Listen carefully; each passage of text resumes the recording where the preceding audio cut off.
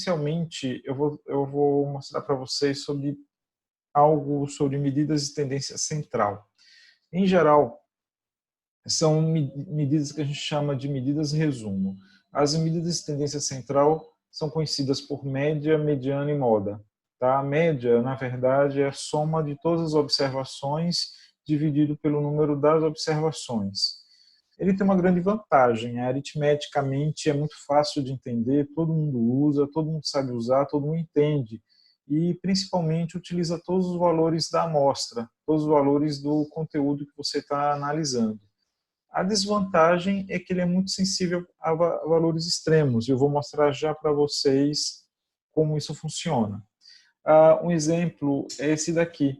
Seria a média dos números de dias com febre após uma cirurgia de apendicite em 5 pacientes. Então, de repente, a gente tem um paciente que teve 3 dias de febre, um segundo paciente 2, um terceiro 1, um quarto 5 e um quinto 4.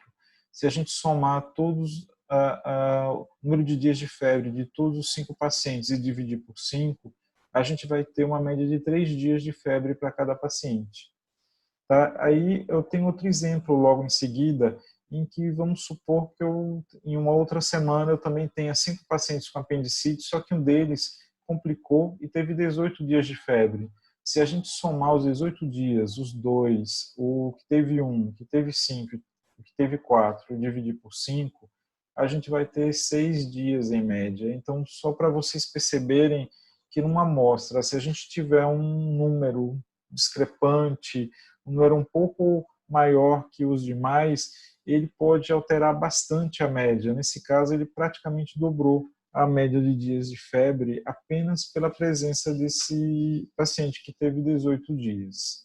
Então, isso é para mostrar o quanto a média é interessante e também o quanto a média pode ser uma medida arriscada, e a gente tem que sempre analisar essa situação. Tá? E aqui embaixo está a fórmula da média. Então, seria a soma de todos os elementos dividido pelo número de elementos. É facinho, não tem muito que discutir isso. E a gente também tem que mostrar para vocês a mediana. O que é a mediana? É o valor que divide uma distribuição em duas partes iguais. De uma forma tal que o número de ocorrências igual ou superior à mediana é igual ao número de observações igual ou inferior a ela. A mediana também é denominada de percentil 50 ou quartil mediano. Vamos entender um pouquinho melhor o que é mediana. Vamos supor que eu tenho também uma situação com 5 elementos. Os dias de febre, 3 dias de febre, 2 dias, 1 dia de febre, 5 dias de febre e 4 dias de febre. Para eu calcular a mediana, eu preciso ordenar a minha série. Então, eu coloco 1, 2, 3, 4 e 5. Qual é a mediana? Número 3, aquele que fica no meio. Do lado esquerdo eu tenho 2 números, do lado direito eu tenho 2 e eu tenho a minha mediana. No caso do segundo grupo de pacientes, em que eu tenho 18 dias de febre, 2, 1 dia de febre, 5 dias de febre, 4. Eu vou ordenar, tá? 1, 2, 4, 5 e 18, e vou verificar a minha mediana, que é 4. É o elemento que está no meio. Observe que nem sempre a mediana coincide com o valor da média, tá? Então, nesse caso, na segunda série, a mediana se aproximou mais da média do primeiro do que a média propriamente dita, do que a mediana do primeiro do que a média propriamente dita. Então, bom, nesse caso que a gente tem uma série de números ímpar, mas se a gente tiver uma série de números par, como esse daqui, ó, 18, 2, 1, 5, 4, 1, que são 6 elementos, então o que eu vou fazer? Eu vou ordenar os 6 elementos, 1, 1, 2, 4, 5 e 18, e vou observar os 2 elementos do meio, o 2 e o 4. Eu vou somar os 2 e dividir por 2. Portanto, a mediana nesse caso seria 3. Seria um número virtual que estaria nessa posição. Bom, a mediana nesse caso tem uma vantagem de não ser influenciada por medidas extremas. Porém, no outro caso, quando eu não tenho medidas extremas, quando eu tenho uma distribuição simétrica, geralmente a gente prefere a média. Então, isso é importante porque média e mediana você não pode usar ao mesmo tempo. Você tem que utilizar no momento adequado. Se você tem uma série numérica homogênea, que não tem valores discrepantes, outliers, você pode usar a média. Mas quando você começa a ter uma série numérica com números discrepantes, que ela não tem uma distribuição assimétrica, o ideal seria usar a mediana. Isso é uma regra. E a terceira medida de tendência central é a moda. A moda é aquele valor que ocorre mais frequentemente. É interessante observar que uma série numérica pode ter mais de uma moda. Tá? Então, por exemplo, essa daqui. Eu tenho uma série 3, 2, 4, 1, 5, 4, 4, 3. Se eu ordenar, qual é o elemento que tem a maior frequência nessa série? É o 4, portanto a minha média será 4.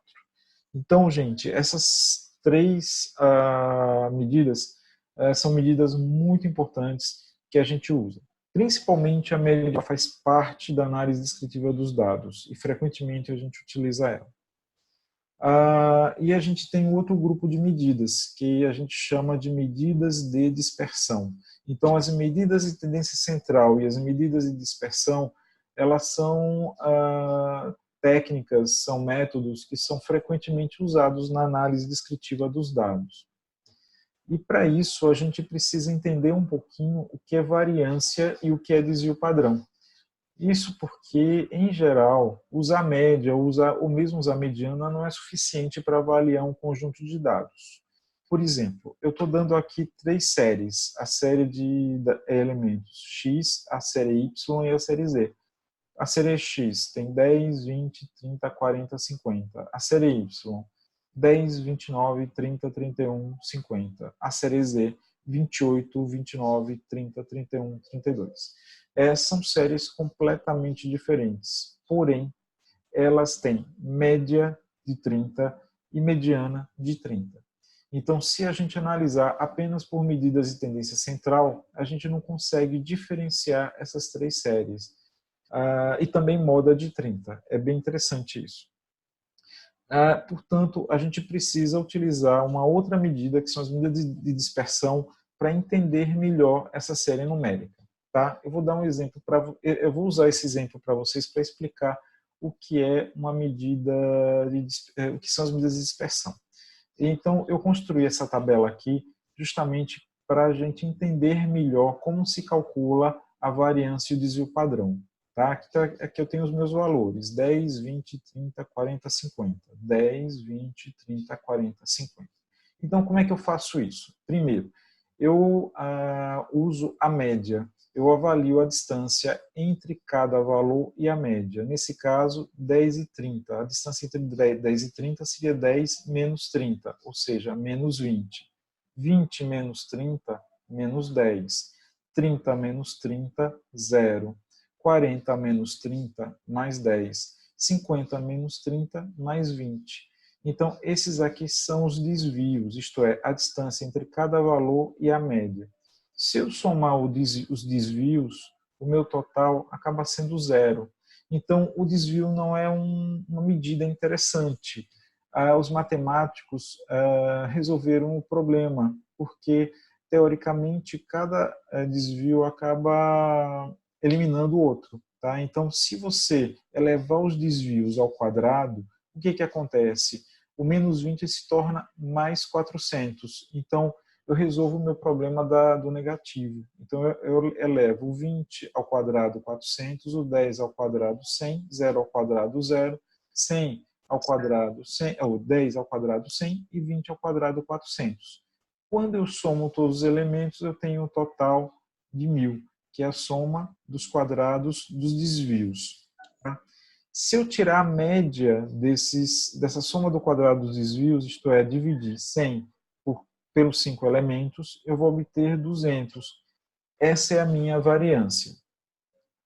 E qual é o meu desvio padrão? Seria a raiz quadrada da variância, a raiz quadrada de 200, ou seja, 14,1. Tá? Bom, para vocês entenderem melhor, a gente vai fazer a mesma coisa com a série de elementos Y, que é 10, 29, 30, 31 e 50. Então, eu tenho aqui 10, 29, 30, 31 e 50. A média seria também 30. Tá? E os desvios. seria a diferença entre cada valor e a sua média. 10 menos 30, menos 20. 29 menos 30, menos 1. 30 menos 30, 0. 31 menos 30, mais 1. 50 menos 30, mais 20. Se eu somar tudo, cada elemento anula o outro. Menos 20, menos 1, 0, mais 1, mais 20, acaba sendo 0. Para resolver esse problema, vamos elevar tudo ao quadrado. Então, teremos o quadrado dos desvios. 20 ao quadrado, 400. Menos 1 ao quadrado, mais 1. 0 ao quadrado, 0. Mais 1 ao quadrado, 1. Mais 20 ao quadrado, 400. Se eu somar todos os elementos, eu vou ter 802, que seria a soma dos quadrados dos desvios. Para eu calcular a variância, o que é que eu preciso? Eu preciso tirar a média da soma dos quadrados dos desvios. Seria 802 dividido pelo número de elementos, 5. E aí eu vou ter o resultado de 160,4. Isso aqui é a minha variância. E o que é que seria o desvio padrão? A raiz quadrada da variância. A raiz quadrada de 160,4, ou seja, 12,6. Por que eu uso o desvio padrão? Porque a variância tem um pequeno problema. Ele também eleva ao quadrado a unidade. Tá? Por exemplo, se eu estiver trabalhando com ausências, então a minha unidade vai ser a ausência ao quadrado. E fica um pouquinho difícil entender o que é ausência ao quadrado. Por isso, eles resolveram esse problema usando o desvio padrão, que é a raiz quadrada da variância. Tá? No terceiro elemento, Z, 28, 29, 30, 31, 32. Vamos fazer a mesma coisa, vamos calcular o desvio de cada valor da média. Tá? Então, 28 menos 30, menos 2, 29 menos 30, menos 2, 30 menos 30, 0, 31 menos 30, mais 1, 32, mais 30, mais 2. Se eu somar tudo, a soma vai ser 0, porque um elemento, um desvio acaba eliminando o outro. O que é que eu faço? Elevo tudo ao quadrado. Então, eu vou ter o quadrado dos desvios. Então, menos 1, menos 2 elevado ao quadrado, mais 4, menos 1 elevado ao quadrado, mais 1, 0 elevado ao quadrado, 0, mais 1 elevado ao quadrado, 1, mais 2 elevado ao quadrado, mais 4. Se eu somo tudo, minha soma dos quadrados dos desvios será 10. A variância, o que seria? Seria a média da soma dos quadrados dos desvios. Então, eu calculo a média, que é 10 dividido por 5, vai ser 2. O desvio padrão, que é a raiz quadrada da variância, raiz quadrada de 2, que vai ser 1,4. E o resultado, a gente pode comparar aqui. Se eu estiver avaliando as três séries numéricas, que tem média 30 e mediana 30, o que eu vou obter? Eu vou obter, na primeira série, série X, um desvio padrão de 14,1, na série Y, um desvio padrão de 12,6, e na série Z, um desvio padrão de 1,4. Isso me mostra o quê? Me mostra que eu vou ter séries com mesma média, mesma mediana, mas variabilidades, oscilações, variações numéricas diferentes. Sendo que a série Z eu vou ter a menor variação, tá? E a série X eu vou ter a maior variação. E dessa forma eu consigo analisar a minha série numérica com alguma efetividade.